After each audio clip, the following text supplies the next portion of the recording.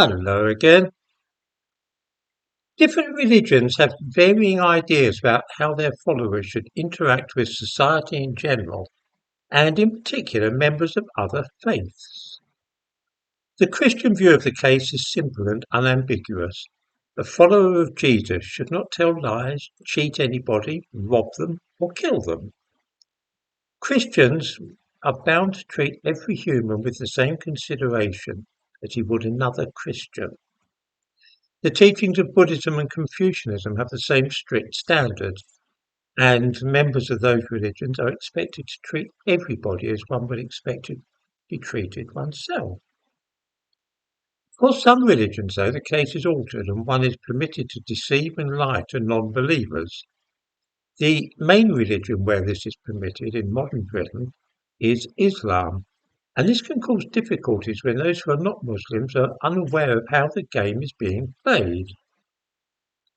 We see this clearly when applications are made for a change of use of an existing building or when there are plans to enlarge a mosque and make it look more Middle Eastern, say, in appearance. I mentioned the other day the old gag about guying up such an application as being for a community centre, educational establishment or multi-faith enterprise. This is often a way of allowing some old pub to be converted into a mosque, usually without even mentioning Islam in the application. When the intention is to enlarge an existing mosque, then the game is to pretend that local churches are on your side. This plays well to the gallery and makes it look as though you are being multi-faith and ecumenical. This is often very neatly done, as a recent instance in Rotherham shows how this works.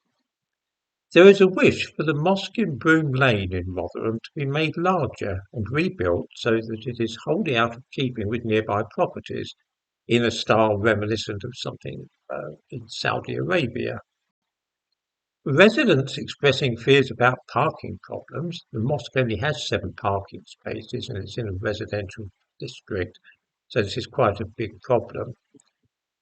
The residents who expressed fears about this had their fears assuaged because those making the application assured the council that there was no problem because they had permission to use the parking facilities at the nearby Methodist church, where there's lots of parking spaces. This was, of course, untrue.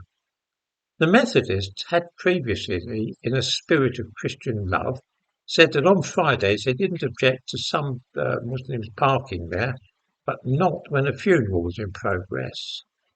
This was not granting a general permission to the users of the mosque.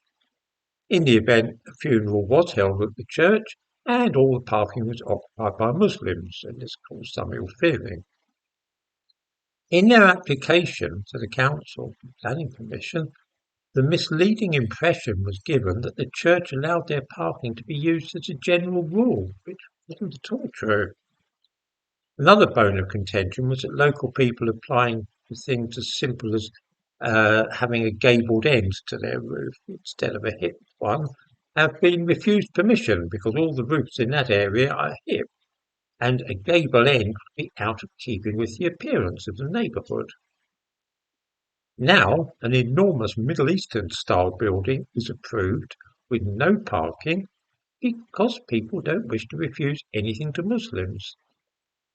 The Christians at the Methodist Church were unaware that Islam allows such tactics against those who are kuffar, the unbelievers, and now realise that they have been played. I have many similar accounts from across the country of this same tactic being used by religious leaders of Muslim communities, quite shamelessly.